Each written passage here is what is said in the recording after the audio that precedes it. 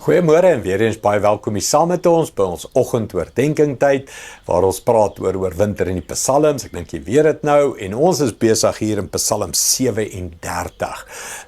Waar hy gister gesê het, vind jou vreugde in die Here en hy sal jou gee die begeertes van jou hart. Ons gaan verder, vers 21 en 22.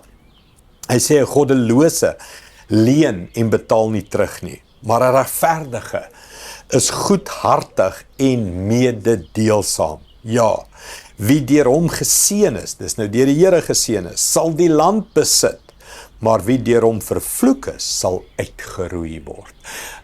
Hy praat hier van ek en jy, ons wat glo in die Here, ons moet goedhartig en mededeelsaam wees.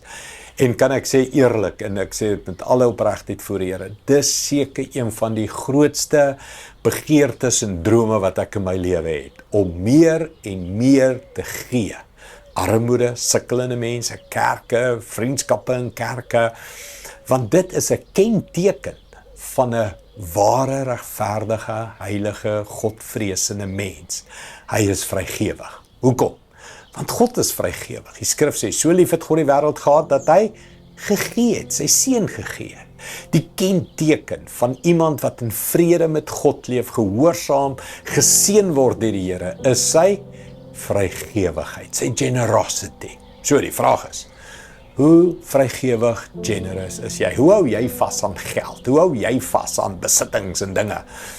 Hoe hou jy vas aan al hierdie goeder? So, kom ek en jy neem hierdie besluit. Ons wil mededeelsaam wees. Die goddelose leen en gee nie terug nie, maar die regverdige is goedhartig en mededeelsaam. En die Here sê, ek sal dat hy die land besit, maar die goddelose gaan vervloek word. So kom ek en jy, leef waarlik vrygewig. Kom ons bid dit saam. Hemelse Vader, ek bid so vir al die gewers in die kerk, al die vrygewige gewers wat hulle gehoorsaamheid en liefde wys deur net te gee. Here, seën hulle. Ek bid nou, beskerm hulle, seën hulle, bewaar hulle inkomste, bewaar hulle gesinne, hulle kinders, bewaar hulle teen siekte en aanvalle en teen die pla en die sprinkane, al die beloftes in die Bybel. Want U het gesê, die vrygewige, hy sal die land besit. Dankie daarvoor, Here.